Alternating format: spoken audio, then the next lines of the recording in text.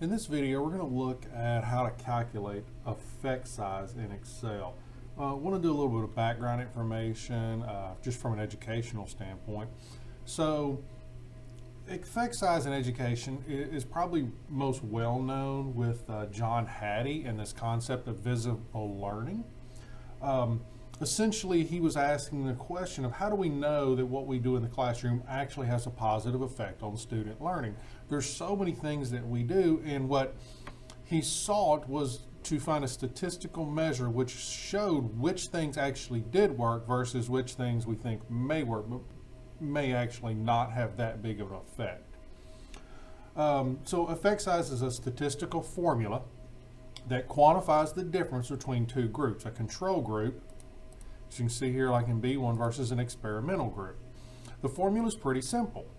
Effect size is equal to the mean of the experimental group minus the mean of the control group divided by the average standard deviation. And that's the formula we're going to work with this sample data we have here on the screen. So a goal is to provide a measure of the size of the effect.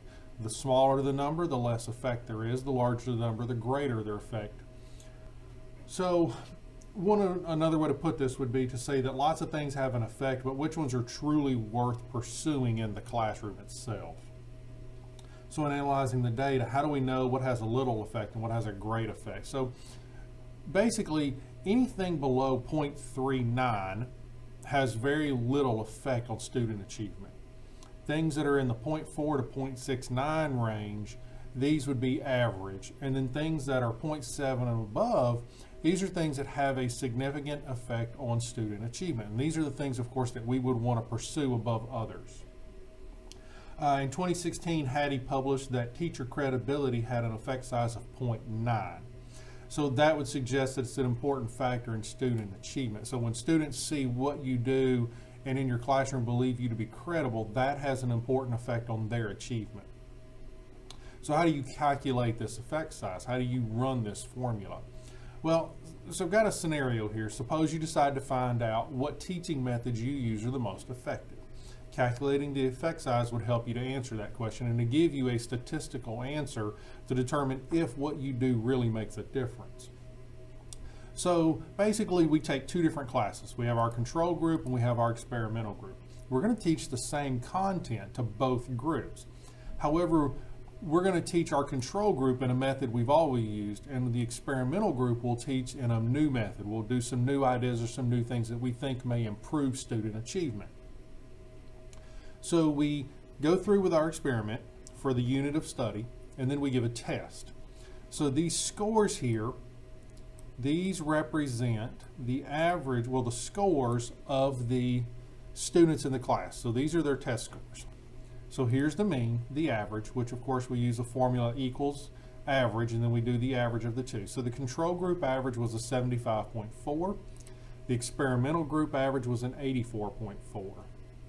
So that's our first step. We want to find the average. Now the next step is to find the standard deviation of each group. Now standard deviation is simply how spread out the numbers are. To formulate that, we use this formula here. We say equals STDEV dot P. It used to be just STDEV, but in the new versions of Excel, it's now standard deviation dot P, and then we do that across our range. So when we say equals standard deviation dot P for the range of B2 through B16, we get a 10.9. We follow that same here for this experimental group whose average was an 84.4. Standard deviation on this group is going to be 9.1. So the average of those two standard deviations is a 10.0. So now we have all the information we need to calculate out our effect size. Here's our formula. So C18, which is here in blue, minus B18, the control group. So we take the average of the experimental group minus the average of the control group, or the mean, divide that by the average standard deviation. So when we take that formula, see here C18 minus B18 in parentheses, divided by B20, which is of course our standard deviation, the average of the two numbers, we get a 0.899. If we can just make this a 0.9. So if our effect size for the group is a 0.9, then what that suggests is that what we did with the experimental group had a significant effect on the average. So this would suggest then that this is a teaching method that we may want to employ and to stop doing the method that we used with the control group. Now we could very easily, of course, reteach this control group using the methods we used in the experimental group. If we were to do that, then essentially we could do a post-test and a pre-test. What we could say then is we could take this control group scores and make these a post-test. We could reteach the material to the control group using the methods from the experimental group and retest, and we would get a new score. So we could say that this is the post-test or the retest, and then we could say that this, of course, was the original test. If we did that and then we put scores in here, then we could do the same thing. We could take the original test score, we could take the retest score, and we could calculate out the groups, the effect size of that as well. And then this would give us an idea of not just looking at the control versus the experimental group, but also to look and see if our reteaching methods here actually impacted our control group, which of course, if you'll remember, they got the old method of instruction.